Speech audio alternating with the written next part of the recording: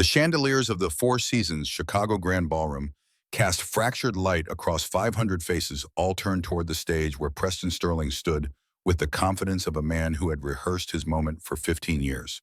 The screen behind him glowed with images that made Kate Sterling's throat close her car outside a rundown apartment building at 11:43 p.m. timestamp visible in the corner. Another photo, her hand almost touching the shoulder of a black man in a janitor's uniform, both of them laughing over coffee in the Foundation cafeteria at 3:17 a.m. A third image, her kneeling beside a little girl with puffed ponytails, helping with what looked like a science project. Preston's voice carried the practiced concern of someone who had spent weeks crafting each word. The microphone amplified every syllable to the donors, board members, and journalists who had paid $2,000 per plate to attend the Sterling Foundation annual gala. This man received $175,000 in benefits over 6 months, housing worth $24,000 annually, tuition at $35,000, childcare stipends, living expenses, all while 52 other qualified candidates remained on our waiting list. The room held its breath. Camera phones rose like flowers turning toward the sun, each one recording what would become the most watched Foundation scandal video of the year. Kate's fingers gripped the edge of the head table so hard, her knuckles whitened against the linen cloth. The navy Valentino gown she wore suddenly felt like armor that had failed every seam, a weakness exposed. Preston advanced his presentation to a spreadsheet, numbers highlighted in accusatory red. The Foundation program was designed to help healthcare workers return to their fields. This participant's background check reveals he worked as a night custodian at Willis Tower. Before that, an Amazon warehouse associate. Before that, various handyman jobs paid in cash. His application listed previous nursing experience from 8 years ago. A murmur rippled through the ballroom. Kate saw Thomas Wright, the board member, who had questioned her leadership 3 times in the past year, lean back in his chair with the expression of someone watching a prediction come true. She saw Dr. Ellen Rosenberg, the only person who had stood by her through every doubt, close her eyes as if witnessing a car accident in slow motion. "I want to be clear." Preston held up both hands in a gesture of reasonableness that made Kate want to scream. "I'm not suggesting anything improper has occurred. I'm simply asking our generous donors, is this the best use of your charitable contributions? Or has our CEO confused philanthropy with personal interest?" In the back corner of the ballroom near the exit where the catering staff had set up their service station, Marcus Hayes stood in a suit that had cost $1,200, though he would never know that. Kate had arranged the tailoring without telling him the price, understanding that he would refuse if he knew. The suit fit him perfectly, emphasizing the breadth of his shoulders and the quiet strength in the way he held himself, but in this moment it felt like a costume that had been torn away. Every eye in the room found him dissecting him, measuring him against their assumptions about who belonged in a ballroom and who belonged pushing a mop. His daughter Zoe was home with Mrs. Delgado, the neighbor who had watched her since infancy, the woman who had held Marcus when he collapsed after Jasmine's funeral. Zoe had wanted to come, had picked out her best dress with the butterflies on the collar, had practiced walking in her church shoes for 3 days. Marcus had told her there would be too many fancy people, that it would be boring for an 8-year-old.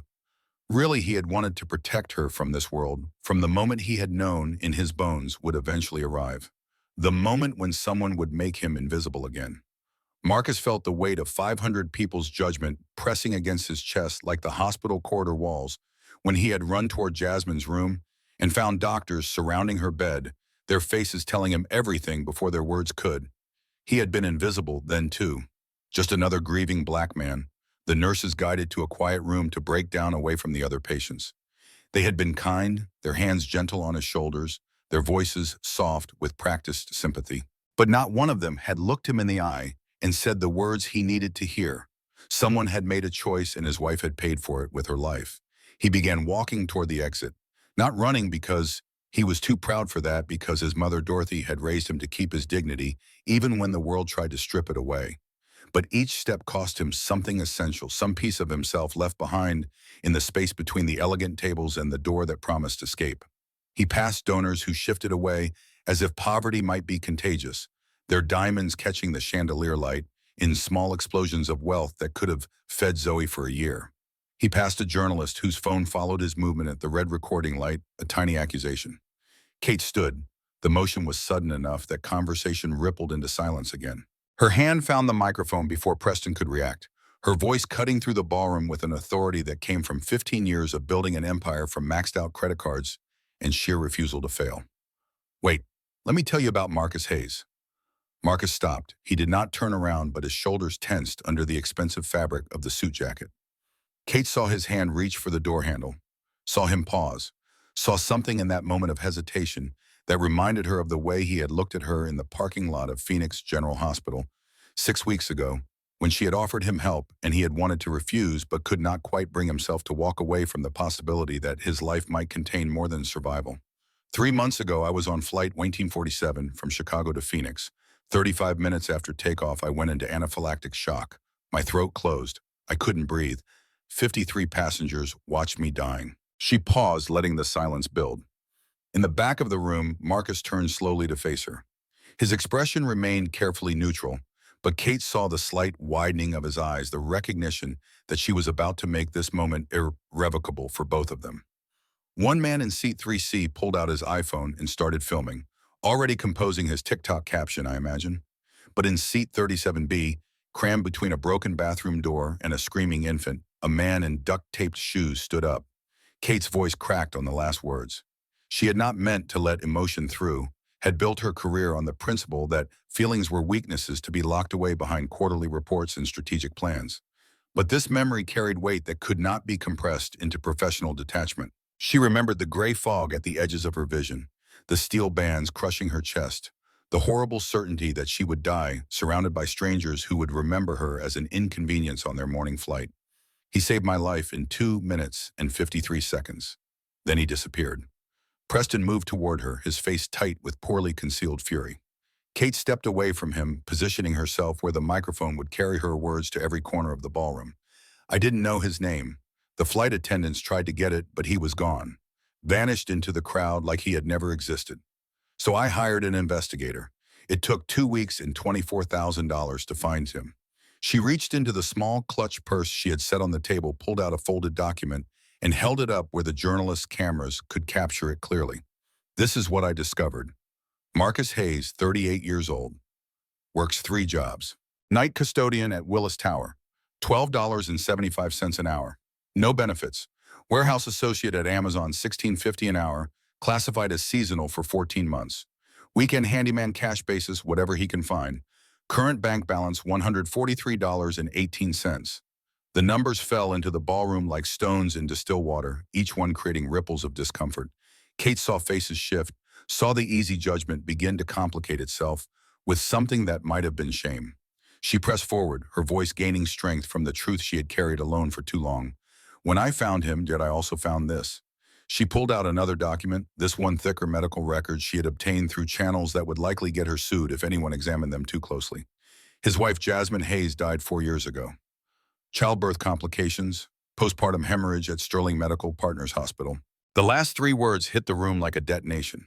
Sterling Medical Partners was a subsidiary of her company, a network of 12 hospitals across Illinois and Indiana that generated 42% of Sterling MedTech's annual revenue.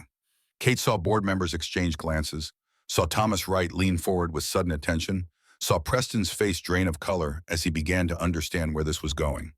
The medical records indicate that insurance authorization for the necessary procedure was delayed 47 minutes. By the time approval came through, it was too late. Jasmine Hayes bled out on a delivery table while an algorithm calculated whether her life was worth the expense. Kate's hands shook as she held the document. She had read these records 17 times, had memorized every timestamp, every notation, every clinical observation that translated to preventable death. The report was written in the passive voice that medical records always used, as if no one had made decisions, as if tragedy simply happened, rather than being allowed to happen by people who could have chosen differently. The medical debt from that hospitalization totaled $847,000. Marcus Hayes filed for bankruptcy in 2017. He lost his house. He lost his career as an ICU nurse at Northwestern Memorial, where he had worked for 7 years with exemplary performance reviews. He lost everything except his daughter, who was 8 days old when her mother died. Marcus stood absolutely still in the back of the ballroom. His face remained composed, but Kate saw the slight tremor in his hands, the way his jaw tightened against whatever he was feeling. She had promised herself she would not do this to him, would not expose his pain to strangers who had no right to it.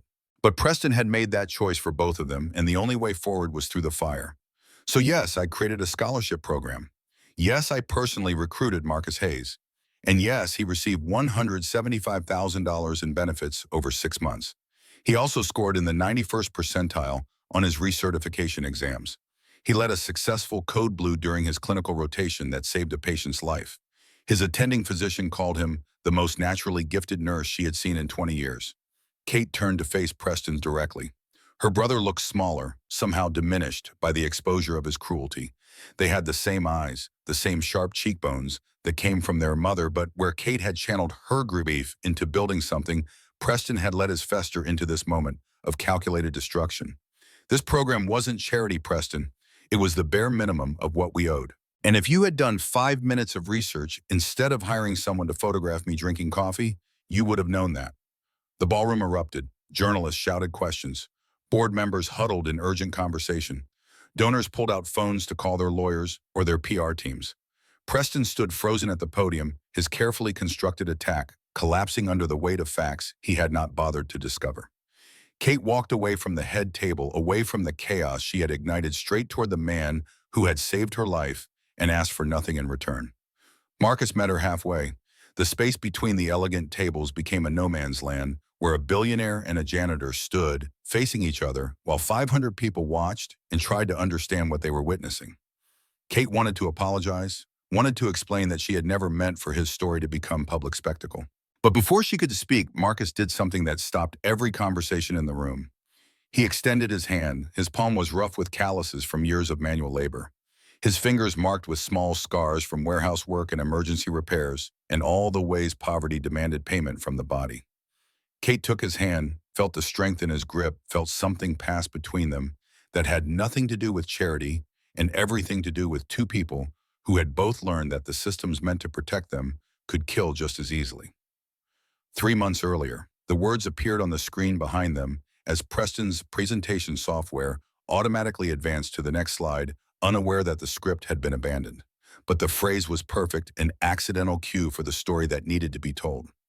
Kate looked at Marcus, saw him nod slightly, and began. The Honda Civic had 251,000 miles on the odometer and a check engine light that had been glowing for 8 months. Marcus Hayes sat in the driver's seat at O'Hare's Economy parking lot at 4:30 in the morning, watching his daughter sleep against the window with her one-eyed teddy bear clutched to her chest. Zoe's mouth hung slightly open, her gap-toothed smile visible even in sleep, her hair escaping from the puff ponytails he had tried 3 times to secure correctly. The butterfly barrettes she insisted on wearing made her look younger than 8, made him ache with the impossibility of protecting her from everything the world would eventually demand.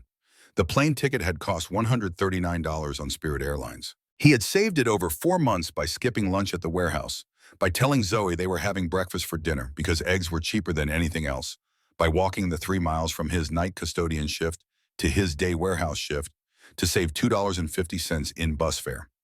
He had calculated every penny, had moved numbers in his mind, like chess pieces, had played a game where the stakes were getting to Phoenix before his mother died, and there was no winning move that did not cost something essential. His phone buzzed. Dr. Patterson, the text message notification read, Phoenix General Hospital. Marcus opened it with hands that wanted to shake, but could not afford the luxury of falling apart before he had driven Zoe to Mrs. Delgado's apartment and caught the 6 a.m. flight that would get him to Arizona by 9:15 if everything went perfectly, and nothing ever went perfectly. Your mother's condition has deteriorated significantly overnight. If you want to see her, you should come now. I'm sorry. The clinical brevity of the message felt familiar.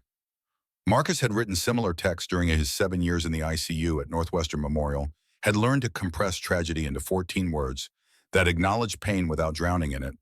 He understood that Dr. Patterson was telling him his mother had hours, maybe less, that pancreatic cancer in its final stage did not negotiate or grant extensions for sons who needed to work 3 jobs to keep a roof over their daughters' heads. Marcus closed his eyes and saw his mother's face, not as it was now hollowed out by disease and morphine, but as it had been when he was 6 and his father had left with a 23-year-old secretary and a promise that he would send money that never arrived. Dorothy Hayes had worked double shifts at Denny's for 19 years, had put every tip into a jar marked Marcus's future, had refused to let him take on debt for nursing school because she remembered her own mother dying with unpaid hospital bills that had followed the family for a decade. When Jasmine died and the medical bills reached $847,000, Dorothy had sold her car and moved into a trailer park in Phoenix to help with Zoe. She had been 63 then, already feeling the first whispers of pain in her abdomen that she ignored because Marcus needed her, and you did not abandon family when the world was crushing them. For 4 years, she had been Marcus's lifeline, the voice on the phone at midnight when he could not remember why he was supposed to keep going, the hands that held Zoe when Marcus worked 80-hour weeks and still could not make rent.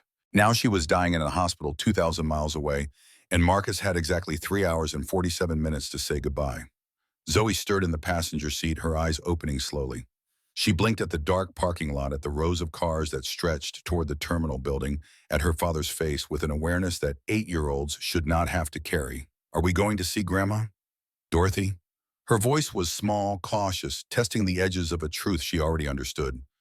Marcus reached over and adjusted her barrette, buying himself 3 seconds to construct an answer that was honest but not devastating. "We're going to try Zoe Bear. Grandma's very sick. Is she going to die?" The question hung in the pre-dawn air between them. Marcus had promised himself he would never lie to his daughter about death. Not after Jasmine, not after he had tried to explain to a 3-day-old infant why her mother would never hold her again, and all his medical knowledge had been useless against the enormity of that absence. But truth had sharp edges, and Zoe was 8, and she had already lost so much. "Probably, baby. Probably soon." Zoe nodded, processing this with the gravity that came from growing up in the wreckage of loss. She reached into her frozen backpack and pulled out the half granola bar Marcus had saved from his Amazon warehouse break room yesterday. It was their only food until they got back from Phoenix tomorrow afternoon. Mrs. Delgado would feed Zoe lunch and dinner. Today had been feeding them quietly for months, whenever Marcus's pride would allow it. But breakfast was 6 hours away, and Zoe had been hungry when they left the apartment at 4 a.m. "You should eat this, Daddy. You didn't have dinner." Marcus shook his head. The gesture made his vision swim slightly.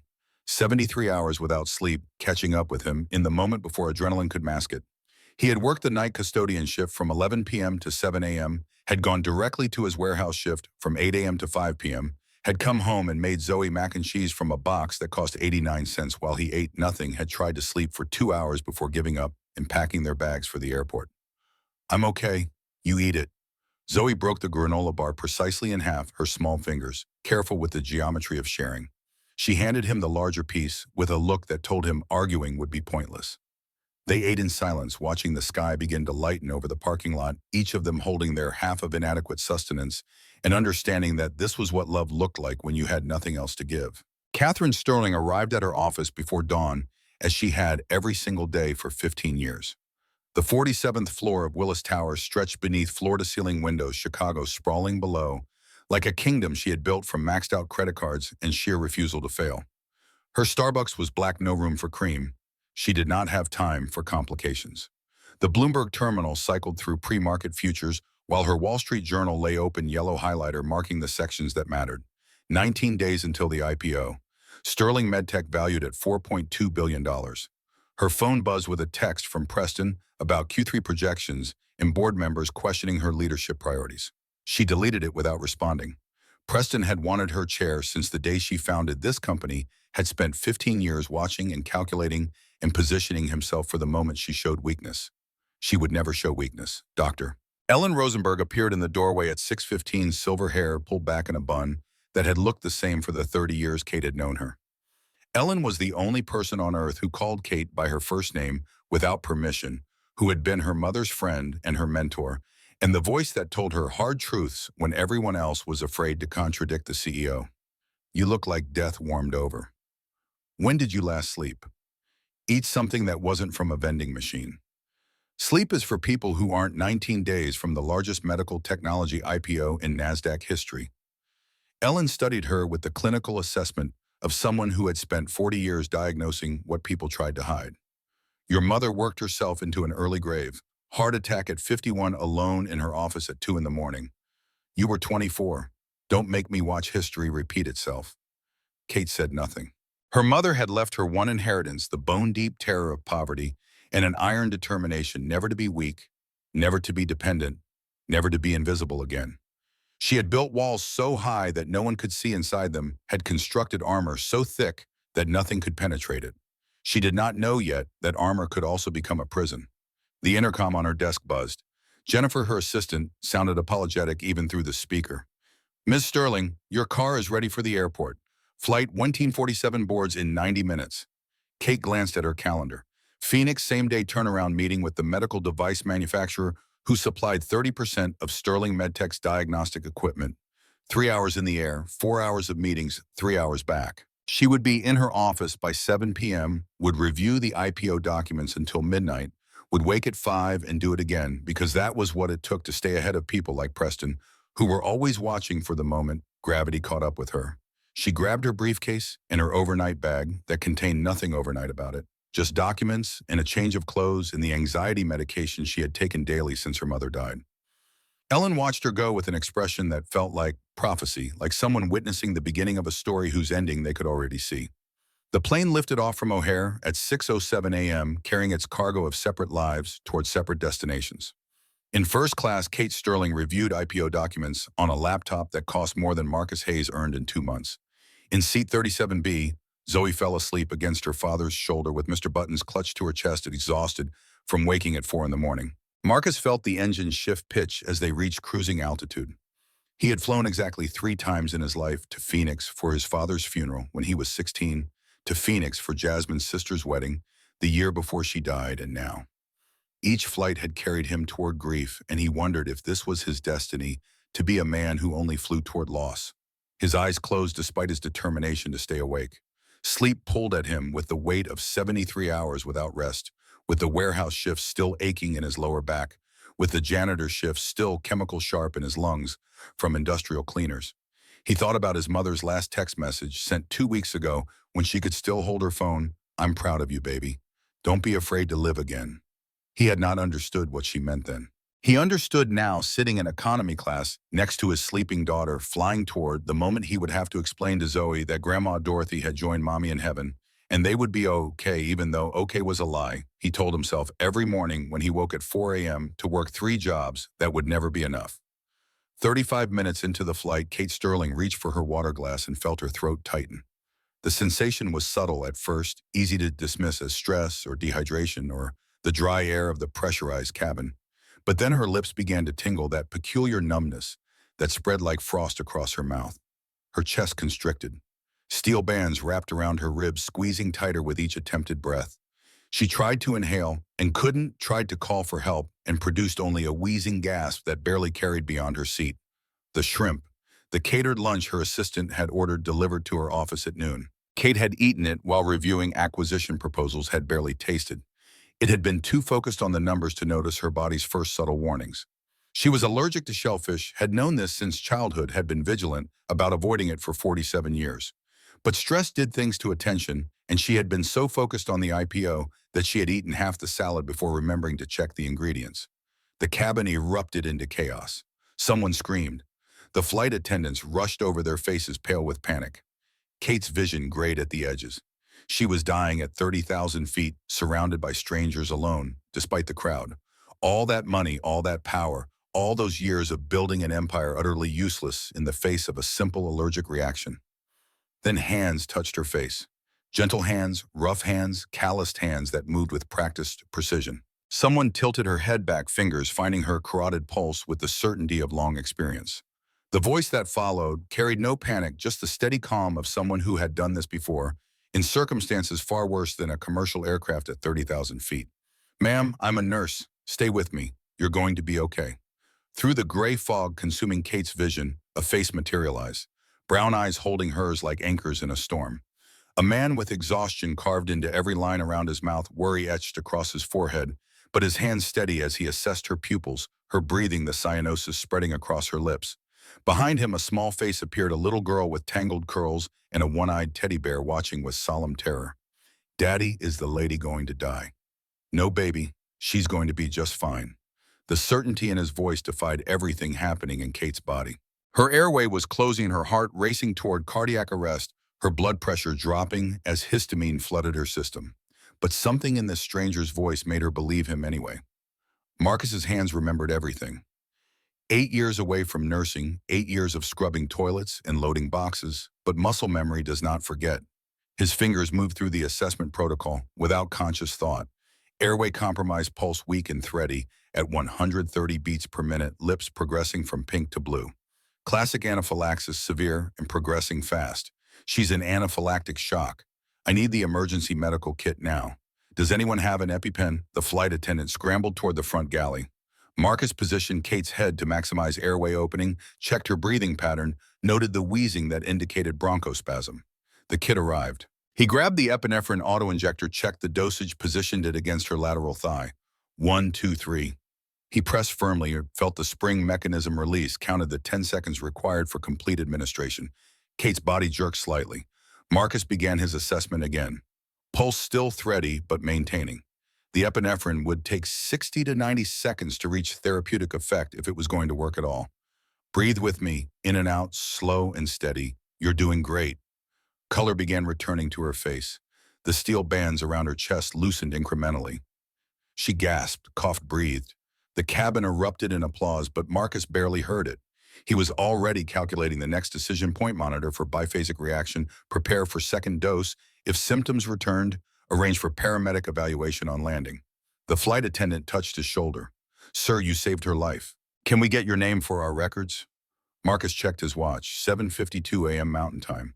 His mother was dying in Phoenix, and he had used 7 minutes he did not have. Monitor her closely. Second dose in 15 to 20 minutes if symptoms return. Have paramedics waiting at the gate. He stood, took Zoe's hand. His daughter looked up at him with eyes that had seen too much loss for someone so young. Sir, your name, please. But Marcus was already moving back down the aisle, back to seat 37B, back to invisibility. Kate struggled to lift her head through the fog. She caught a glimpse, a faded jacket, shoes held together with something that was not factory stitching, a child's small hand clasped in a larger one. Then nothing. Marcus made it to Phoenix General Hospital with 11 minutes to spare. Dorothy's eyes opened when she heard his voice. The morphine had hollowed her out, but she found him through the fog. Marcus, you came. He took her hand. The bones felt like bird wings under paper-thin skin. I'm here, Mama. Dorothy's gaze shifted to Zoe, who climbed carefully onto the bed. They stayed like that for 8 minutes.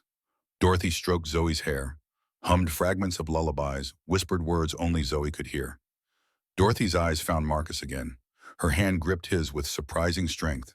Don't hide anymore. Jasmine wouldn't want that.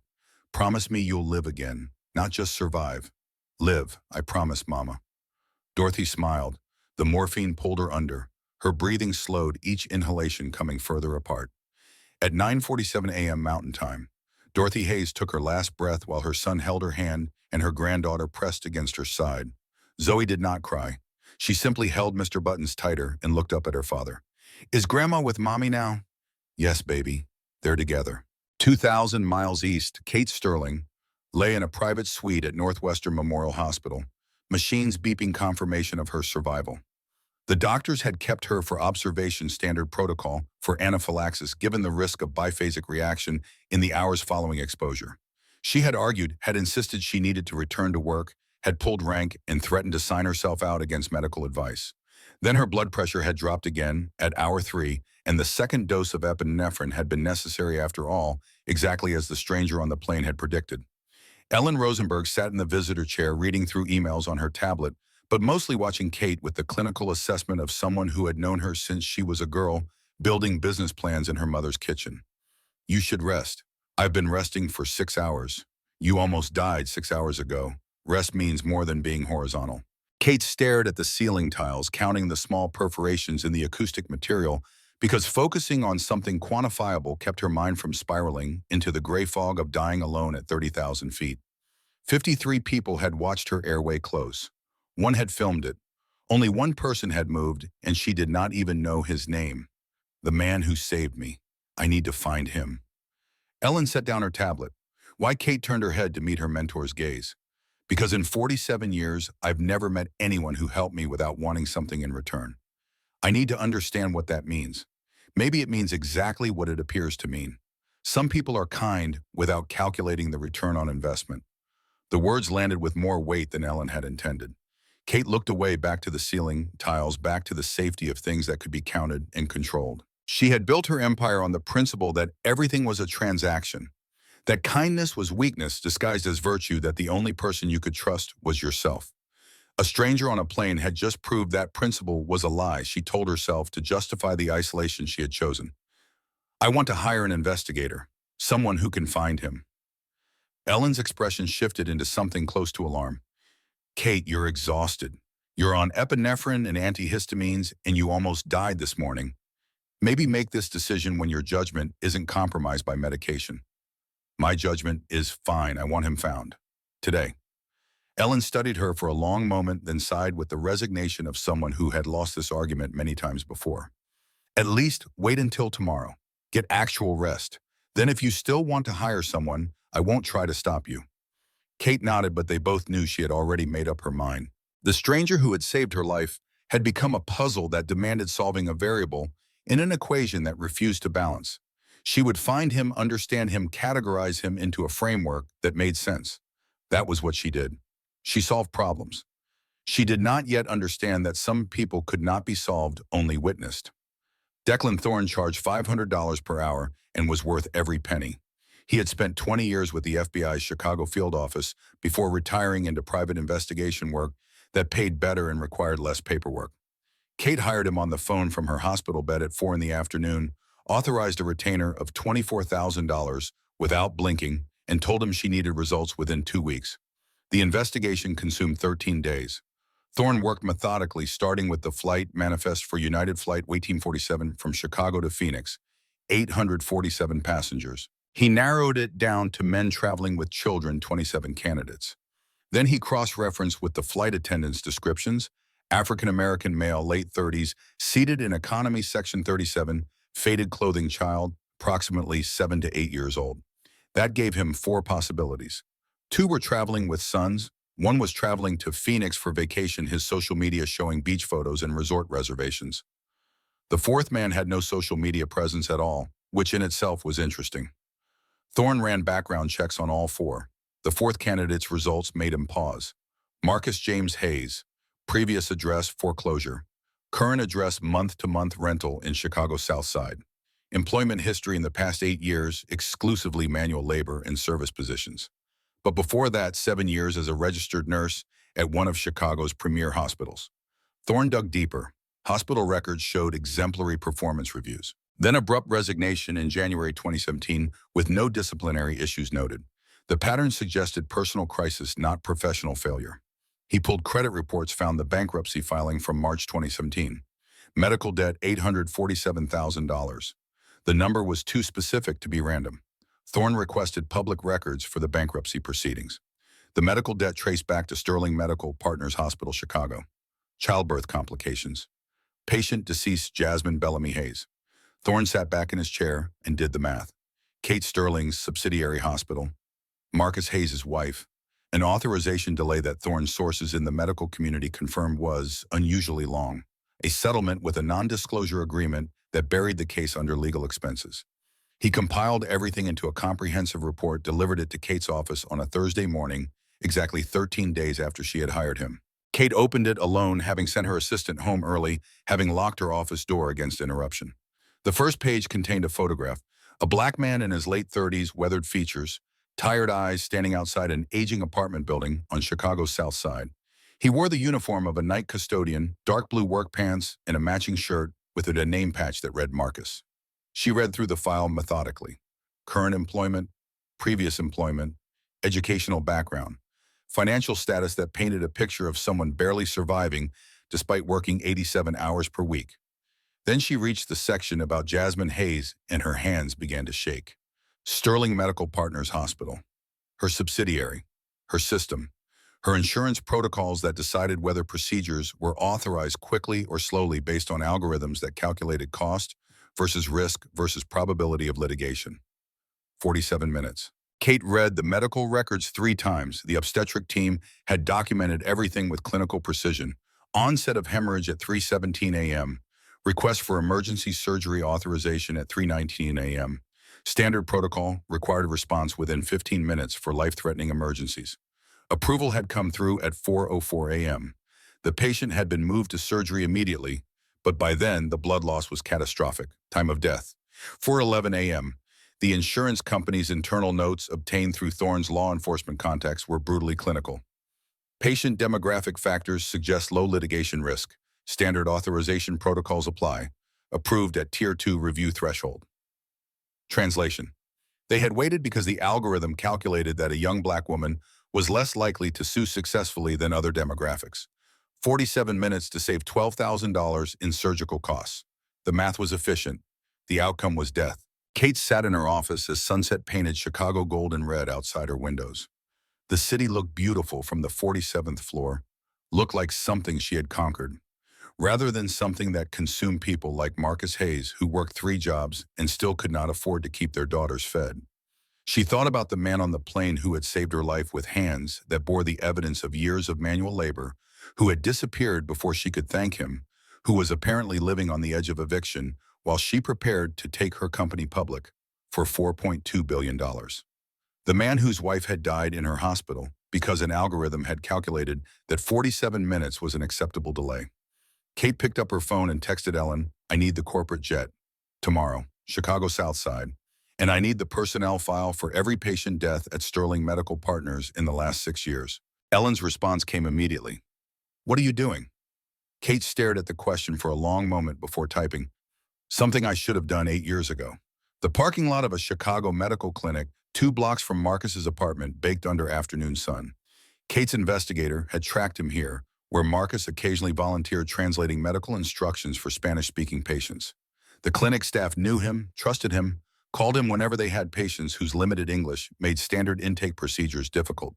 She found him standing beside his Honda Civic staring at the driver's door like he had forgotten how to open it. 8 days had passed since Dorothy's funeral. He had spent the period functioning on instinct paperwork, choosing the cheapest casket at $2,800 a service attended by 11 people returning to his custodial shift because missing work meant missing rent, then immediately to his warehouse shift because the bills never stopped arriving. The sound of expensive heels on asphalt made him turn. Kate Sterling walked toward him across the parking lot, completely out of place in this landscape. Everything about her screamed money. The Hermes scarf, the Louboutin shoes clicking on sun-cracked pavement, designer sunglasses that probably cost more than his monthly rent. He almost did not recognize her. Then he did. "I've been looking for you." His laugh scraped out hollow and bitter, the sound of someone who had heard promises before and learned they meant nothing. "You shouldn't have. You saved my life. Anyone would have done the same. But they didn't." She stepped closer, close enough that he could see his reflection. In her sunglasses could see how he looked to someone from her world, exhausted, defeated, barely holding together. 53 people watched me die. One man filmed it for TikTok. You were the only one who moved. Silence stretched between them. Chicago wind carried dust across the parking lot, coating everything with a fine layer of grit that settled into the fabric of Kate's expensive clothing without apology. Marcus wondered distantly if she had ever stood in a place like this before, if she had ever been somewhere that dirt was not immediately cleaned away by people she would never see. I had somewhere to be. My mother was dying. Kate heard the past tense, understood what it meant. "I know. I found the funeral notice. I should have come. I'm sorry. Don't want thanks. Don't want sympathy. Don't want anything. Just want to get through today. Tomorrow. That's it." She noticed the eviction paper visible in his jacket pocket, the corner of the notice stamped with red ink that meant final warning. "Let me help you." His face hardened. The transformation was immediate, walls slamming into place with the force of 8 years practicing this refusal. "I don't need charity. Then what is it?" His voice rose. 8 years of suppressed rage, finally finding an outlet. 8 years of swallowing humiliation and accepting invisibility and pretending that survival was enough. Guilt money. You feel bad that the guy who saved your billion-dollar life can't make rent. That my daughter qualifies for free lunch because I worked 3 miles and still can't break poverty level. He stepped closer, pain spilling out in words he had never let himself speak to anyone who represented the system that had destroyed him. "I was a nurse, Ms. Sterling, a good one. 8 years in the ICU at Northwestern Memorial saved hundreds of lives. I know what I'm capable of. I know what I lost." His voice cracked, the armor breaking. "My wife bled out on a delivery table because some insurance algorithm needed 47 minutes to authorize a procedure that should have happened immediately. I stood there. I knew what was happening. I knew exactly what needed to be done. But I wasn't her doctor. I was her husband, and all I could do was watch while people in an office somewhere calculated whether her life was worth $12,000. The system, you're part of the system that made you a billionaire. It killed my wife, bankrupted my family, took my career, and now it's taking the only home my daughter's ever known. So forgive me if I don't want your charity, if I don't trust that you suddenly care about people like me just because I happened to save your life on an airplane." Kate said nothing for a long moment. Then she did something Marcus had never seen a billionaire do, something that broke through his rage with the unexpectedness of genuine humility. She lowered herself onto the hot concrete curb, her expensive dress collecting Arizona dust without hesitation. "You're right." Marcus stared at her, thrown completely off balance. "What?"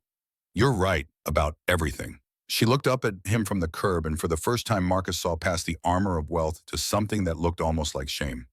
"I run a medical technology company. We build diagnostic systems, imaging tools, things that help hospitals work faster and more efficiently. But the system that uses those tools, it's broken. It's been broken my entire career. And I've done nothing to fix it because fixing systemic problems doesn't show up on quarterly earnings reports." She pulled off her sunglasses. Her eyes were red-rimmed with exhaustion that expensive concealer could not quite hide. "I almost died on that plane. And the only person who helped me was someone the system had completely failed. Someone invisible to everyone in first class. Someone I would have walked past 1,000 times without seeing." Marcus sat down beside her on the curb, not close but not far. The concrete radiated heat through his worn jeans.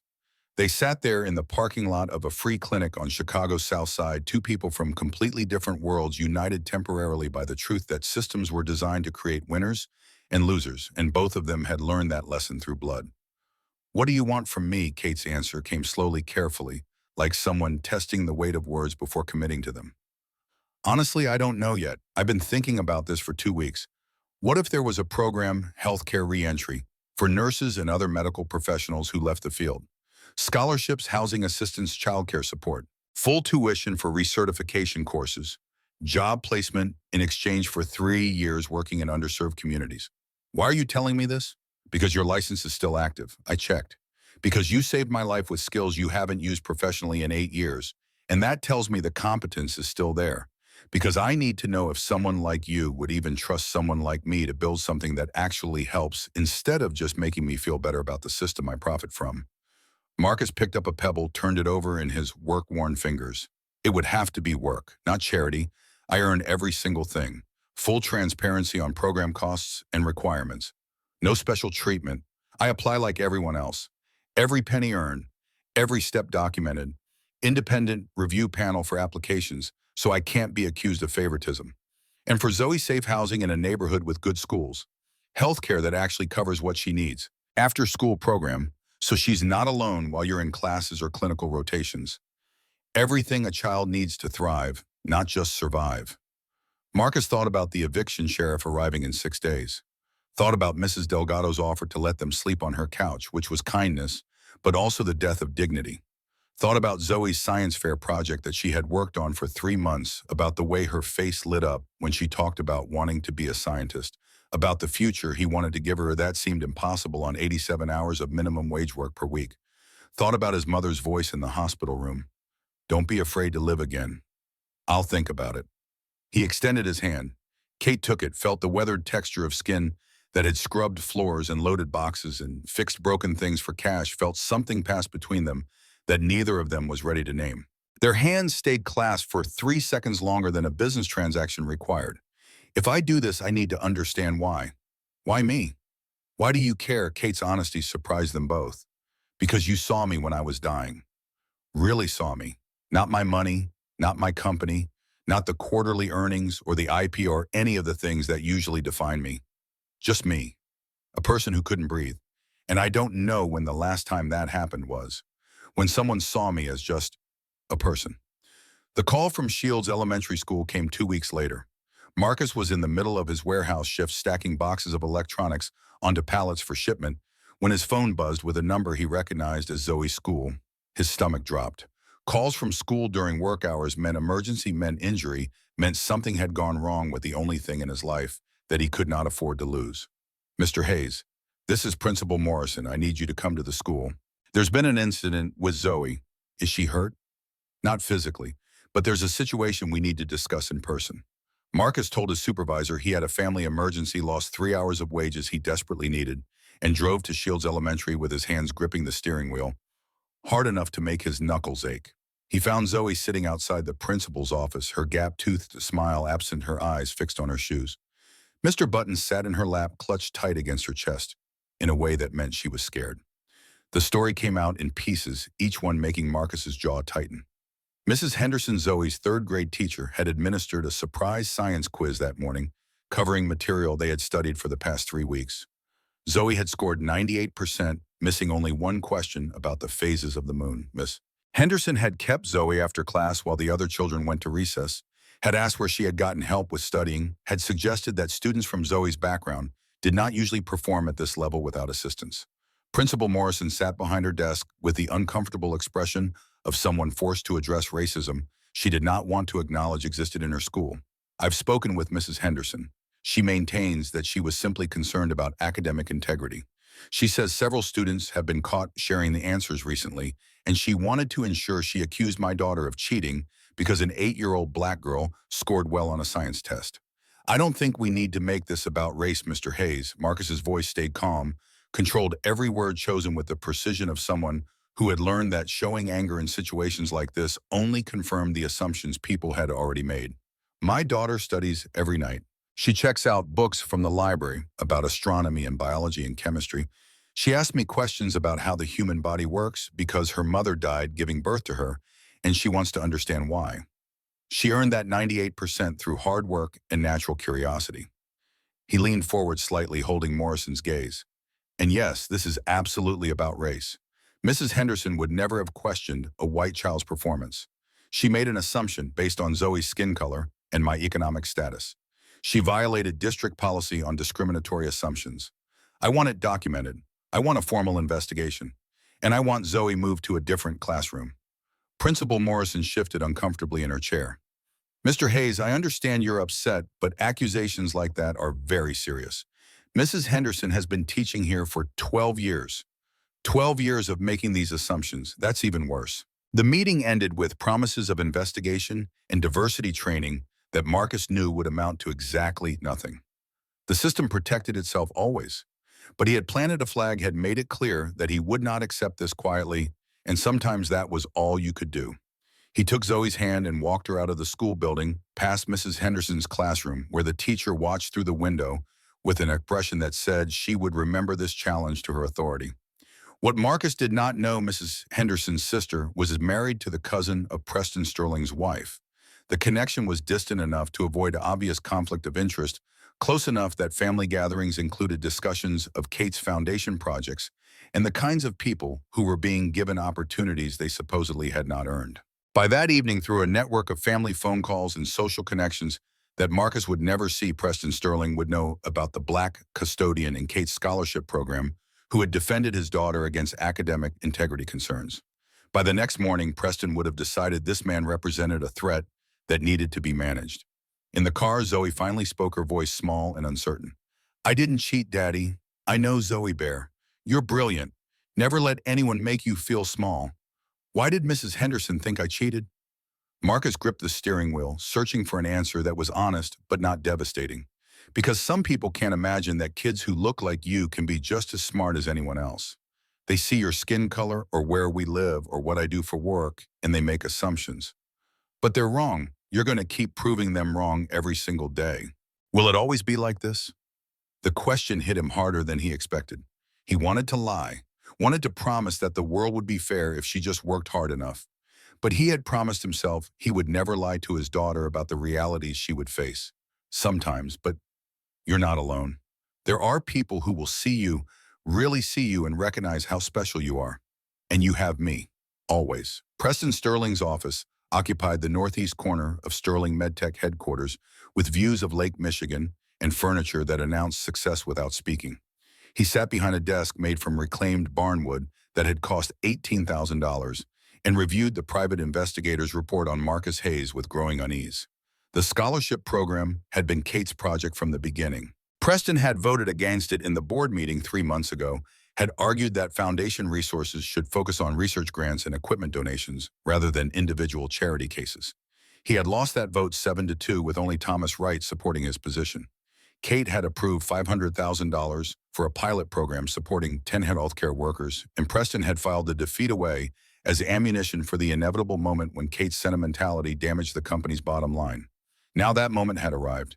His CFO knocked and entered without waiting for permission. The IPO documents needed Kate's signature by Friday, but she had been distracted for weeks, missing executive committee meetings, disappearing to the foundation offices, reviewing files that had nothing to do with medical device manufacturing. The CFO wanted answers. Preston had them, but they would not help the IPO timeline. She's obsessed with that janitor from the plane. The one who saved her life. The CFO blinked, processing this.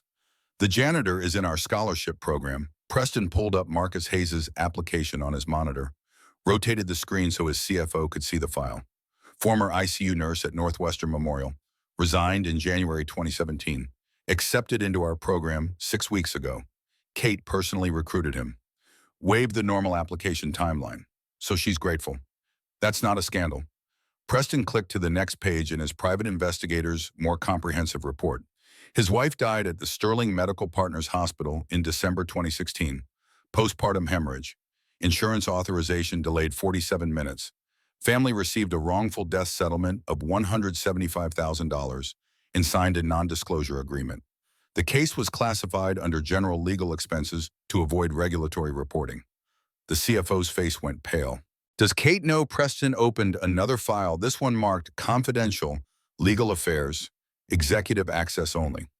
Inside were 73 case summaries, all deaths at Sterling Medical Partners facilities over the past 6 years, all involving treatment authorization delays, averaging 43 minutes for Black and Latino patients versus 11 minutes for white patients, all settled with NDAs and classified under general legal expenses to avoid regulatory reporting requirements.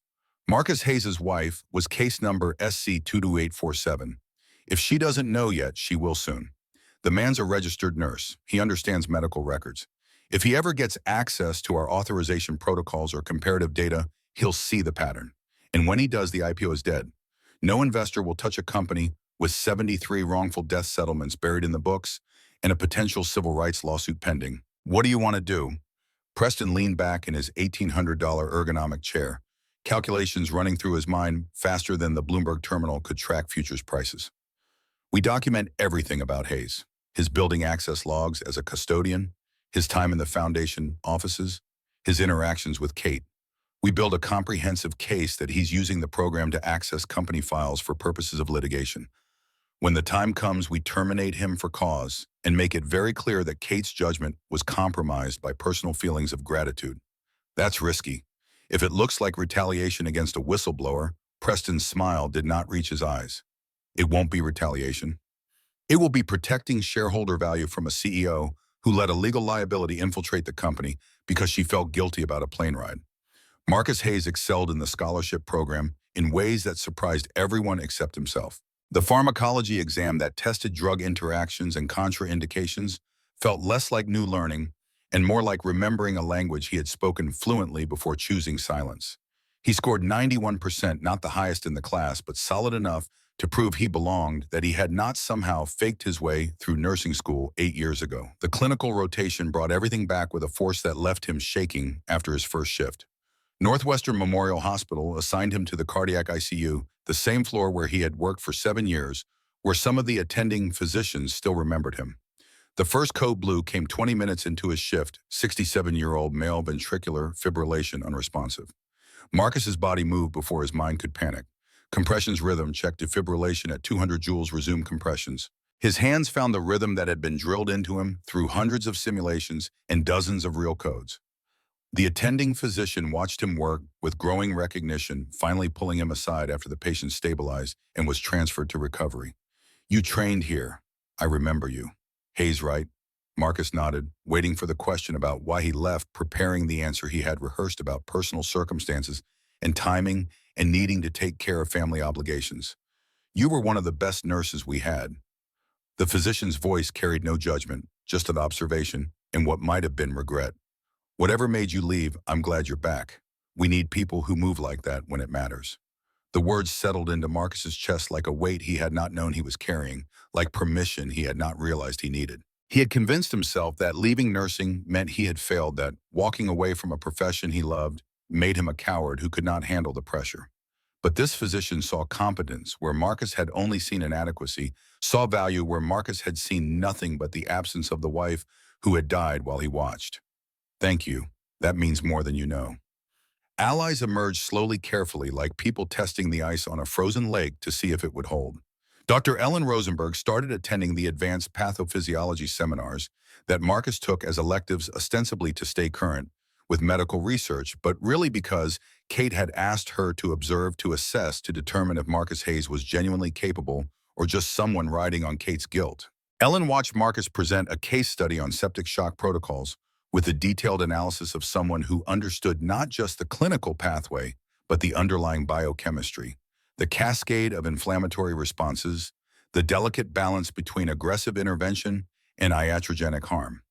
After class, she invited him to coffee at the hospital cafeteria, a neutral space where conversations could happen without the weight of formal evaluation. You're not just getting back into nursing. You never left, did you? Marcus stirred his coffee, considering his answer. I left the job, never left the thinking. You can't turn off 8 years of training just because you stop working in a hospital. I see someone clutching their left arm in a certain way on the bus I'm running through differential diagnosis. It's exhausting. Ellen smiled, but there was sadness in it.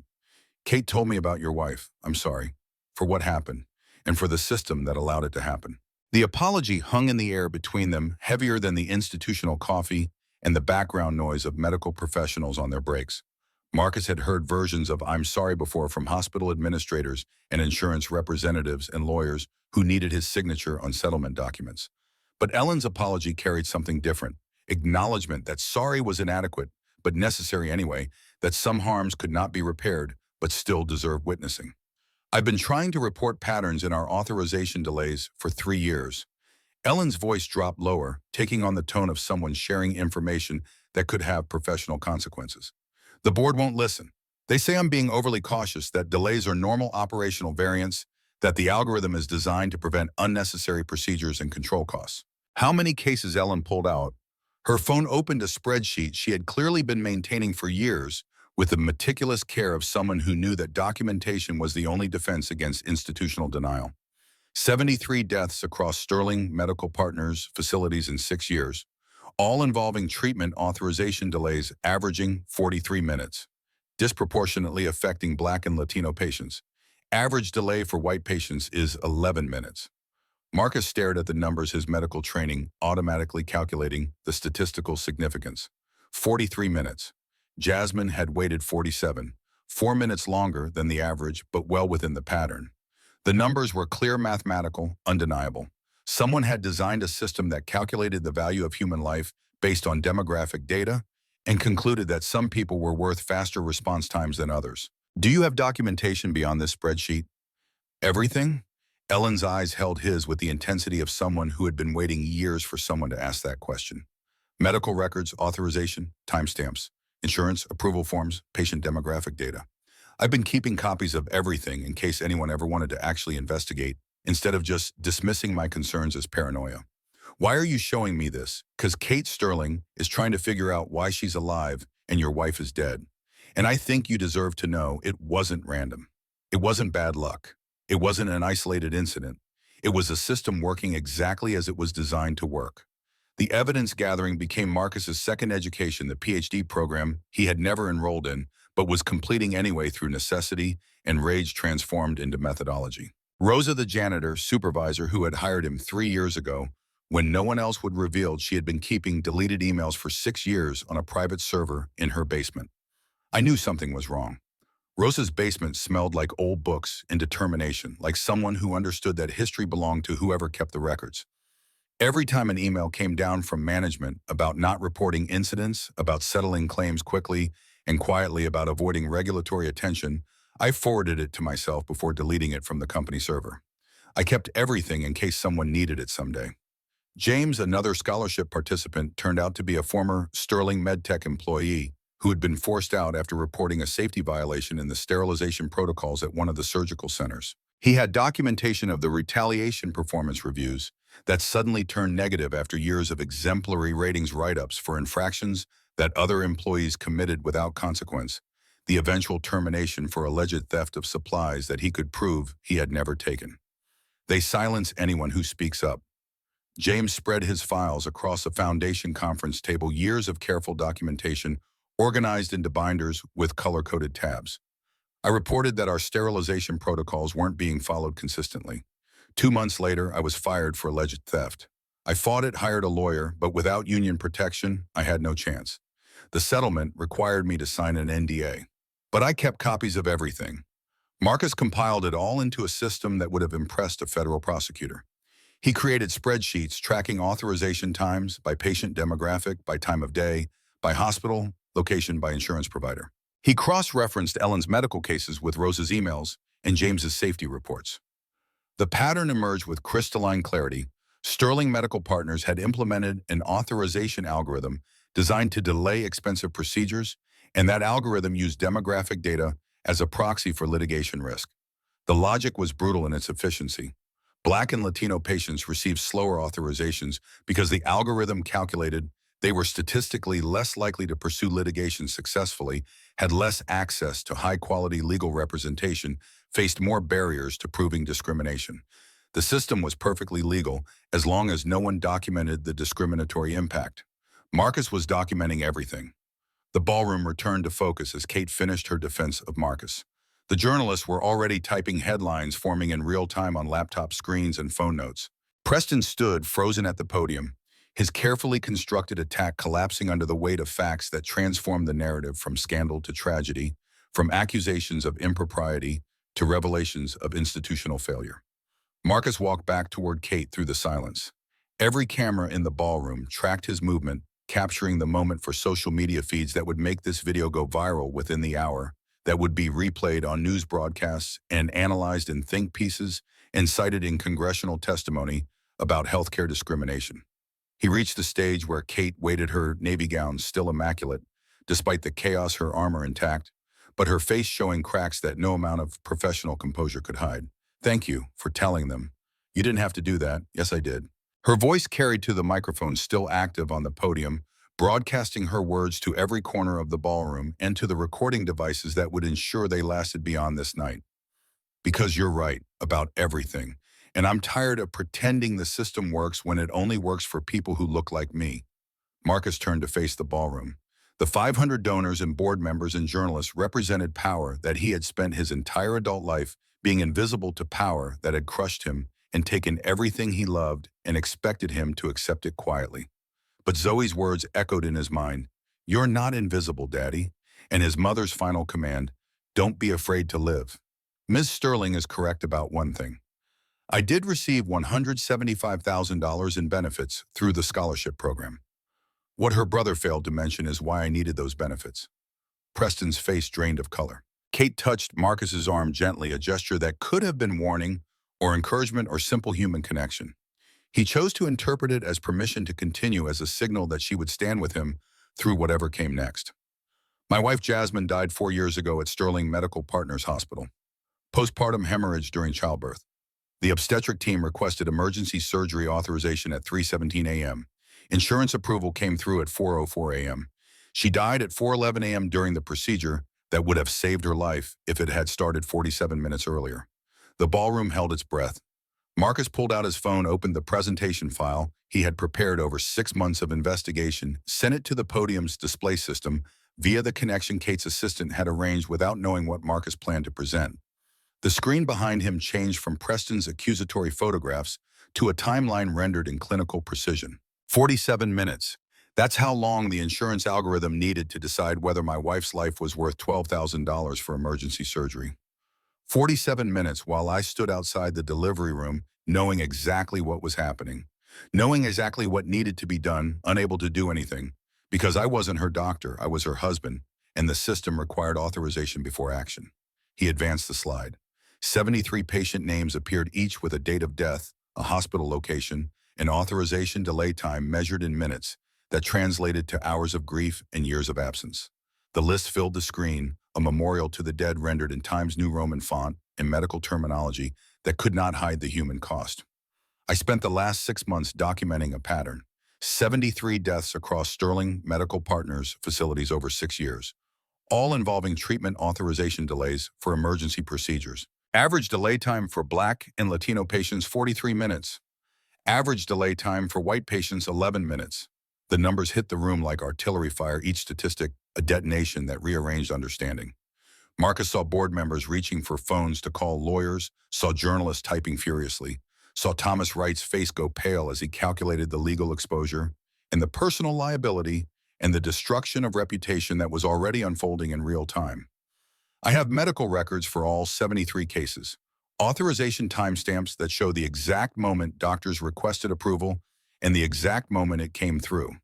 Statistical analysis showing demographic disparities that violate federal civil rights law under 42 U.S.C. Section 1983. I have emails directing hospital staff not to report these incidents to state regulators, which constitutes healthcare fraud under 18 U.S.C. Section 1447. I have settlement agreements with non-disclosure clauses specifically designed to hide this pattern from public scrutiny and regulatory oversight. Preston found his voice, though it came out higher than usual, strained with the beginning of panic. This is slander. These are serious accusations being made without proper evidence or context. Marcus advanced the presentation to show scanned email chains. Preston's signature appeared on 31 authorization suppression orders, each one directing a hospital administrator to settle a death claim, quietly classify it under general legal expenses, and ensure that no regulatory reporting occurred that might trigger investigation. Your signature, Mr. Sterling, 31 times over 6 years. You personally authorized burying these deaths to protect the company's IPO valuation. You knew about the pattern. You knew about the delays. You knew people were dying while an algorithm calculated demographic risk factors. And you buried it all because transparency was expensive. Preston grabbed the microphone from the podium stand, his composure finally shattering. I was protecting shareholder value, protecting 3,000 jobs, protecting the company my sister and I built from nothing. Yes, delays happen in healthcare. Yes, it's tragic, but it's not criminal to make difficult decisions about resource allocation. My wife wasn't a resource allocation. Marcus's voice cut through Preston's justification with calm force that was more devastating than any shout could have been. Neither were the other 72 people who died while your algorithm calculated whether they were worth saving based on the color of their skin and the likelihood they would sue. He turned back to the audience, to the cameras, to the 500 people who would carry this story out into the world. I've given all of this evidence to the Department of Justice Healthcare Fraud Division. They opened a formal investigation this morning. Federal prosecutors are reviewing the medical records, the authorization protocols, the settlement agreements, and the email communications. I'm told that when patterns of racial discrimination this clear exist in healthcare delivery, when the evidence is this well documented, prosecutions tend to be very straightforward. The ballroom erupted. Journalists shouted questions that Marcus could not hear over the general chaos. Donors grabbed their coats and headed for exits, already calculating how to distance themselves from the scandal. Board members clustered in urgent, whispered conversations, some pulling out phones to call personal attorneys, others simply sitting in stunned silence as they watched 15 years of careful corporate construction collapse in minutes. 2 FBI agents who had been waiting in the service corridor entered through the side doors. Their presence transformed the gala from social event to crime scene, from celebration to the beginning of criminal proceedings that would consume the next 2 years of legal calendars. Preston Sterling, you need to come with us. We have questions about the matters Mr. Hayes has described. Preston looked at Kate with betrayal carved into every line of his face, with the fury of someone who believed he had been acting in their mutual interest and could not comprehend why his sister was allowing this destruction. You knew what he was going to do tonight, and you let him. You're destroying everything we built. Kate's voice was quiet, but carried steel that cut through Preston's protest. I knew you killed 73 people to protect stock prices. I knew you tried to silence the one person brave enough to document it. And yes, I knew Marcus deserved the chance to tell the truth. If that destroys what we built, then maybe we built it on a foundation that deserved to crumble. You're throwing away $4 billion, 3,000 mom, 15 years of work. For what? For him, Kate removed her gala credentials lanyard, set it on the podium with the finality of someone making an irrevocable choice. For them. For the 73 families you treated as acceptable losses. For every patient who will die in the future if this system continues operating as designed. That's what I'm choosing. The FBI agents escorted Preston toward the exit. He turned back once looking for sympathy or support from the board members who had voted with him just days earlier in the emergency session where they had discussed how to handle the Marcus Hayes problem. They avoided his gaze, already calculating their own legal exposure, already drafting statements for their lawyers about how shocked and horrified they were to learn of these allegations. Marcus watched Preston leave and felt none of the triumph he had expected. This was not victory. This was necessary amputation, cutting away infected tissue to save the body, but the operation was painful and the recovery would be long and uncertain. The real work would come in the months and years ahead, in the trials and settlements and regulatory reforms that might prevent the next 73 deaths. Kate touched his shoulder. What happens now? Now we face the consequences. Both of us. The immediate aftermath was chaos measured in news cycles and legal filings and phone calls from journalists who wanted exclusive interviews and documentary producers who saw potential Emmy material. By Monday morning, the media coverage was relentless and inescapable. CNN led their morning broadcast with Sterling MedTech CEO's brother arrested in massive healthcare fraud. The chyron scrolling across the bottom of the screen read 73 deaths allegedly buried to protect company valuation. Racial disparities in treatment, authorization times documented. MSNBC ran extended segments on algorithmic bias in medical care, bringing in healthcare policy experts and civil rights attorneys to discuss the broader implications. Local Chicago news stations camped outside Sterling MedTech headquarters, interviewing employees who were learning about the scandal alongside the rest of the world who had worked for the company for years without knowing what was being buried in the legal expenses. Preston Sterling had been formally charged with 47 counts of healthcare fraud, 31 counts of mail fraud in connection with the interstate settlement payments, and 15 counts of civil rights violations under federal law. The charging documents, now public record, detailed a conspiracy that had operated for 6 years with the knowledge and participation of multiple senior executives. Felix Okonkwo was arrested at his home in Evanston at 6 a.m. Monday morning, still in his pajamas, when FBI agents knocked on his door. They found him packing a suitcase, a printed flight confirmation to Toronto on his phone showing a departure time of 10:15 a.m. He was charged as an accessory to healthcare fraud and with obstruction of justice for the fabricated termination attempt against Marcus. His lawyer negotiated a plea agreement within the week, full cooperation with federal investigators, in exchange for reduced sentencing recommendations. 5 board members resigned within 72 hours. Thomas Wright's law firm issued a carefully worded statement expressing shock and dismay at the allegations, pledging full cooperation with authorities, and noting that the firm had relied on client representations that were now revealed to be incomplete or misleading. The statement was a masterpiece of legal positioning, protecting the firm while creating distance from the scandal. Sandra Chen stayed on the board, but recused herself from all matters related to the investigation, the settlement negotiations, and the restructuring that would inevitably follow.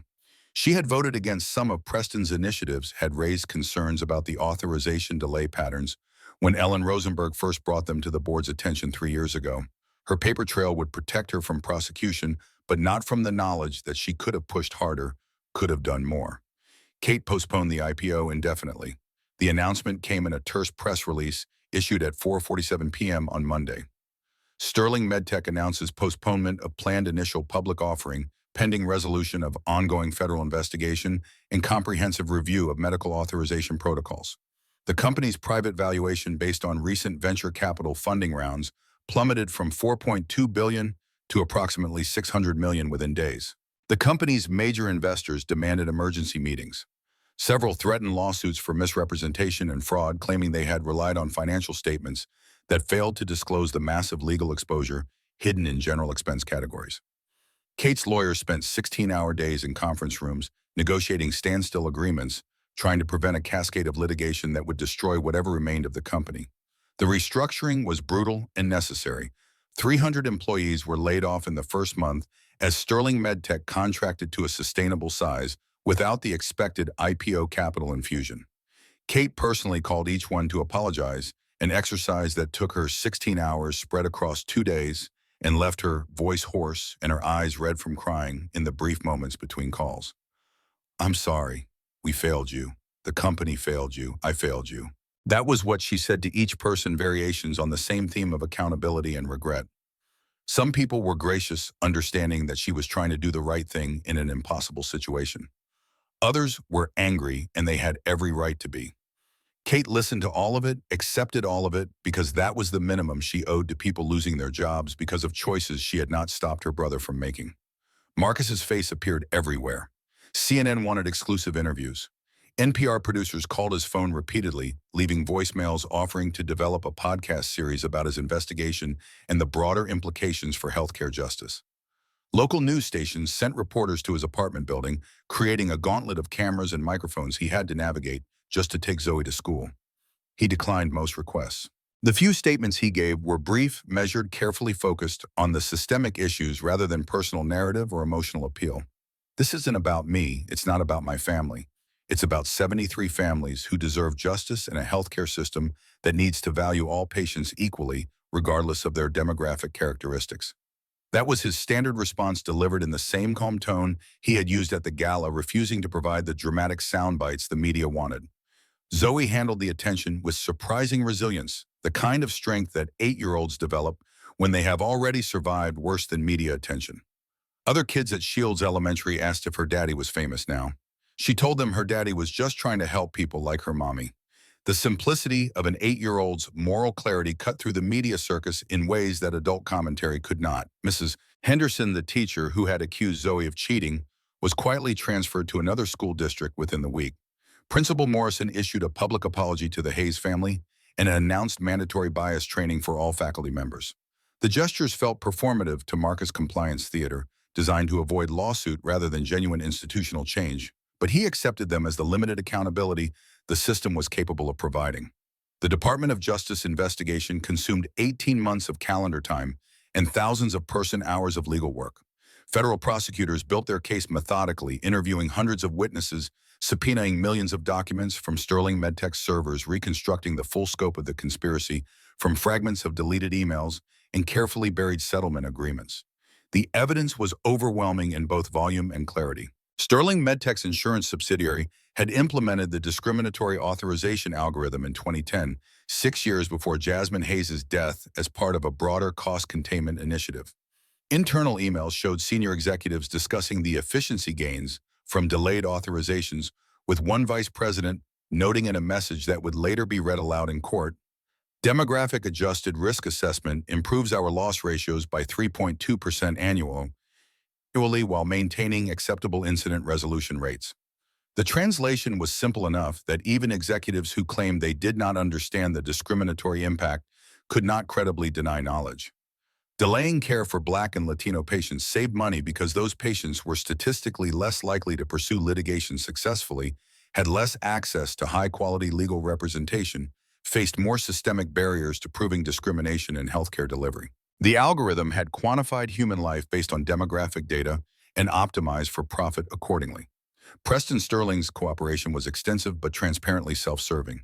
He provided detailed documentation implicating other executives, including the insurance subsidiary's CEO, who had designed the algorithm, the chief financial officer who had helped structure the settlement accounting to avoid regulatory reporting, and 3 board members who had explicitly approved the authorization delay protocols after being briefed on their discriminatory impact.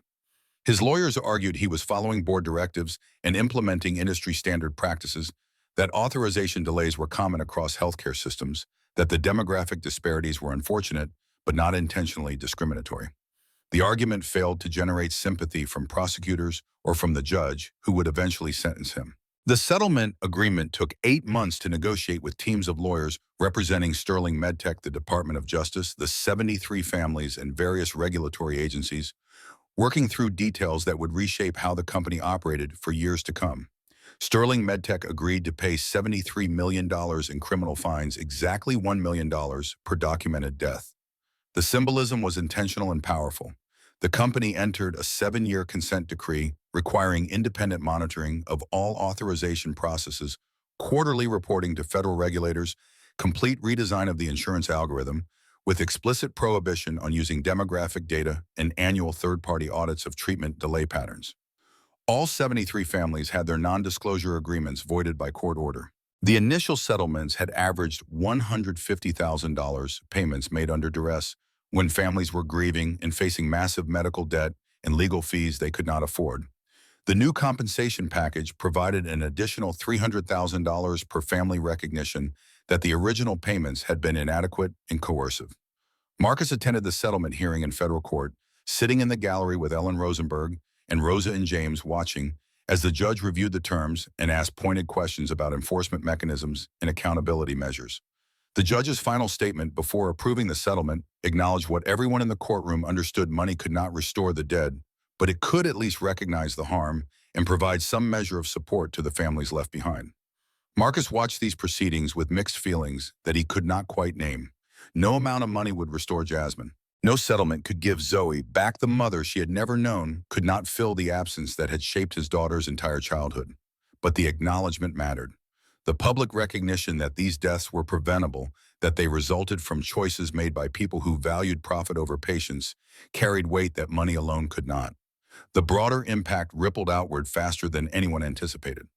Illinois State Representative Maria Gonzalez, who had lost her own mother to delayed cancer treatment authorization 2 years earlier, introduced legislation in January requiring mandatory reporting of any treatment authorization delay exceeding 15 minutes. The bill included provisions for demographic data collection and analysis penalties for patterns of discriminatory delay and funding for state oversight. The bill passed with overwhelming bipartisan support in March and was signed into law by the governor in April. Within 2 years, 8 other states had adopted similar measures based on the Illinois model. The legislation became known informally as Jasmine's Law. Though the official titles varied by state, and some legislators preferred more generic names that avoided association with any single case, healthcare administrators complained about increased paperwork and regulatory burden. Industry lobbyists argued the reporting requirements were onerous and would drive up costs. Patient advocacy groups celebrated it as overdue accountability, as recognition that healthcare delivery could not be optimized purely for profit without regard to equity. The Centers for Medicare and Medicaid Services issued new federal regulations governing authorization algorithms 18 months after the settlement.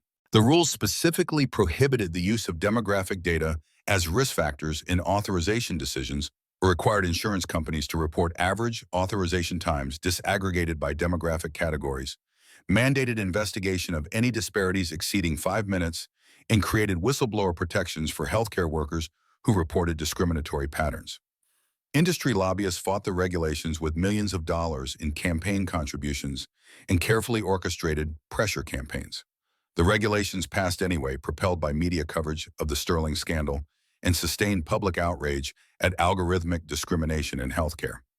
Marcus testified before congressional committees 3 times during the regulatory development process, always wearing the same hat Kate had bought him for the gala, always delivering the same message in his characteristic calm. These regulations won't prevent every death. They won't eliminate every disparity.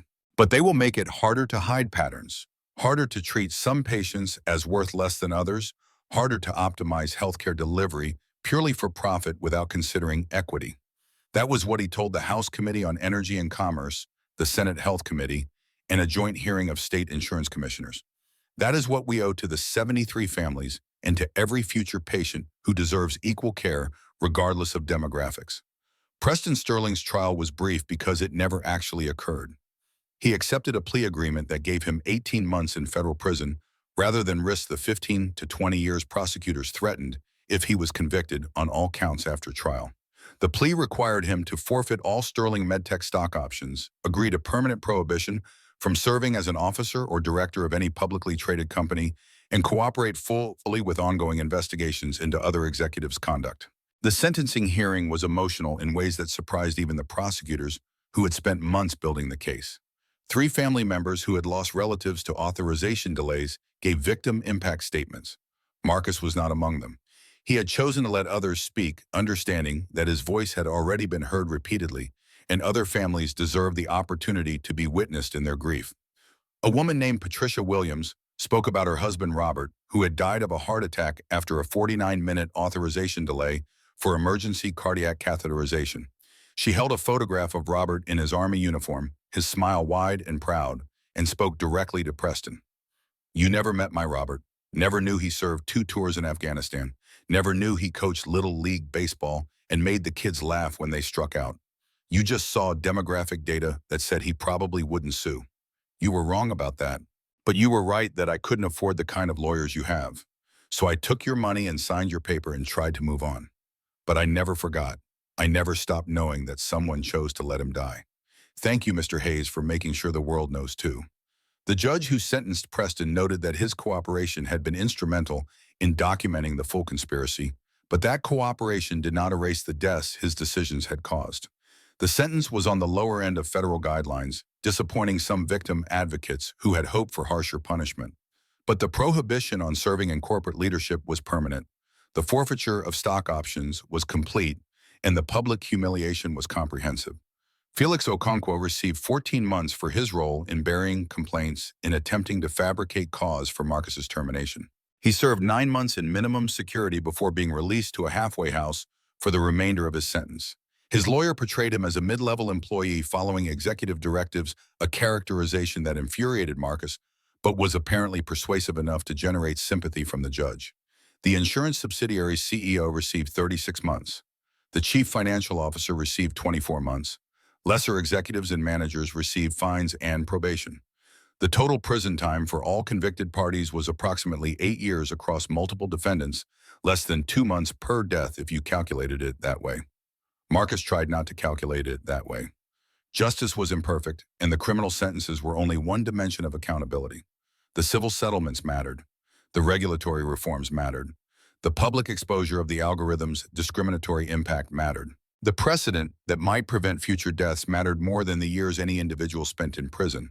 But some nights alone in his apartment, after Zoe had gone to sleep in her own room in the better apartment the foundation housing allowance had made possible, he still did the math. 8 years total across multiple people who had participated in killing 73. Jasmine had been 32 when she died. She would have been 36 now. Zoe would have been 12 instead of 8 when her mother died. The people responsible would all be free again before Jasmine would have turned 40. Kate Sterling stepped down as CEO of Sterling MedTech 14 months after the gala once the settlement was finalized and the consent decree was in place and the restructuring had stabilized the company at a sustainable size. The company needs leadership untainted by association with the scandal. I agree with that assessment. I recommend Dr. Ellen Rosenberg as my replacement. The board voted unanimously in favor. Ellen accepted with visible reluctance, understanding that running Sterling MedTech during a 7-year consent decree period would be thankless work, that every decision would be scrutinized, that profitability would have to coexist with compliance in ways the company had never managed before. But she also understood that someone needed to ensure the reforms were implemented seriously, rather than treated as compliance theater to satisfy regulators while maintaining business as usual. Kate redirected $500 million of her personal wealth into the Jasmine Hayes Memorial Foundation. The foundation operated 3 programs that Marcus had helped design: healthcare worker re-entry scholarships for 30 nurses, paramedics, and respiratory therapists annually, college scholarships for 50 children of medical malpractice victims, and a legal defense fund for whistleblowers facing retaliation from healthcare corporations. She offered Marcus the position of Vice President of Patient Safety and Ethics at a salary of $165,000 with full benefits, retirement contributions, and a housing allowance that would finally allow him and Zoe to move out of their subsidized apartment into something with space for Zoe to have friends over and for Marcus to have a home office. Their negotiation was frank and sometimes uncomfortable, conducted over coffee at a neutral location rather than in foundation offices where the power dynamic would have been too unbalanced. I'm not interested in being your redemption story. If I do this, I need real authority to investigate and report on healthcare institutions, including this foundation, including Sterling MedTech. If I see problems, I need independence to call them out publicly. Kate's response was immediate. I'd be disappointed if you didn't hold us accountable. That's exactly why I want you in this role. Someone who understands both the clinical side and what it means to be failed by the system. Their working relationship evolved into something that resembled partnership. Not romance, though the media tried repeatedly to construct that narrative with headlines about the unlikely alliance and photographs from the gala that showed them standing together. The truth was more complicated and less photogenic. They were 2 people who had learned that transformation required witnessing each other's failures and choosing to build something better from the wreckage. 2 years after Flight 1847, Marcus and Zoe stood at the edge of Lake Michigan on a Saturday morning when Chicago was still quiet and the water looked almost clean in the early light. Zoe was 10 now, tall enough that Marcus had to look down less sharply when they talked, confident enough that her science fair project on cellular biology had won not just the district, but the regional competition. She picked up a smooth stone, examined it with the careful attention she brought to everything, now threw it toward the water in an arc that actually achieved 2 skips before vanishing beneath the surface. Progress. Daddy, do you think Mommy would be proud? The question had become ritual between them, a way of keeping Jasmine present without letting grief consume them, a way of measuring growth against the standard of someone who could no longer see them, but whose values they still carried. Yeah, Zoe Bear, she'd be so proud of you, of how smart you are, how kind you are, how you stand up for people who need help. I meant proud of you. Zoe's voice was matter-of-fact, the tone of someone stating obvious truth that adults sometimes needed to hear. For what you did, for helping those families. Marcus picked up his own stone, managed 3 skips this time, better than his previous record. I think she'd be proud we're still trying. That we didn't let what happened to her make us small or scared or invisible. Kate joined them on the beach carrying coffee and paper cups from the shop 3 blocks over. That charged too much but made it strong enough to matter. She handed one to Marcus, kept the other for herself. Zoe had hot chocolate that left a mustache on her upper lip. The foundation board meeting is Tuesday. We're voting on expanding the scholarship program to include paramedics and EMTs. I could use your recommendation on the structure. Marcus considered this, thinking through logistics and support systems and what people actually needed versus what sounded good in grant proposals. I'll write something up, but I want to make sure we're not just throwing money at people. They need mentorship, community, people who understand what it means to leave healthcare and try to come back. That's why I'm asking you. You know what people need because you needed it yourself. Marcus's phone buzzed. He pulled it out, saw an unfamiliar number with a Phoenix area code. Normally he would ignore it, let it go to voicemail, but something made him answer. Mr. Hayes, this is Angela Rodriguez. My mother she was one of the 73, case SC0847. I got your number from the settlement administrator. I just wanted to say thank you. Marcus's throat tightened. You don't need to thank me. Yes, I do. The woman's voice carried tears, but also something stronger. My mother died when I was 16. I spent 4 years thinking it was just bad luck, just one of those things that happens. Finding out it was part of a pattern, that it was preventable, that someone is being held accountable. It doesn't bring her back, but it means something. It means she mattered, that we all mattered. She mattered. Marcus's voice was rough. They all mattered. I'm sorry I couldn't do this sooner. You did what you could when you could. That's all any of us can do. The woman paused. I'm starting nursing school in the fall. University of Arizona. I'm going to work in underserved communities. Make sure what happened to my mom doesn't happen to someone else's mom. After the call ended, Marcus stood silent for a moment, staring at the phone. Kate touched his arm gently. You okay? He nodded slowly. One of the families. She's going to be a nurse. Zoe looked up at both of them. Does that mean it's working? What you did. Marcus knelt to her level, his daughter's face serious with the weight of questions that mattered. Yeah, baby, I think it means it's working. Not perfectly, not for everyone, but working. Kate's voice was quiet. The new authorization data came in from Illinois yesterday. Average delay comes down to 8 minutes across all demographics. First year with no statistically significant racial disparity. Marcus felt something settle in his chest that he could not quite name. Not happiness, because happiness felt too simple for the complexity of what they had survived, but something adjacent to it. Peace, maybe. The understanding that he had kept his promise to Dorothy, that he was living instead of merely surviving, that he had chosen visibility over safety and found it was survivable after all. Zoe threw another stone. This one skipped 4 times and she pumped her fist in triumph before turning to them with her gap-toothed smile. Did you see that I'm getting better than both of you? Marcus laughed. Practice makes possible, Kate added softly. Impossible makes real. They stood at the water's edge, 3 people who had been strangers before crisis connected them. Marcus watched his daughter and felt the weight of the past 2 years, the testimonies and trials and reforms, and the slow grinding work of changing systems that resisted change.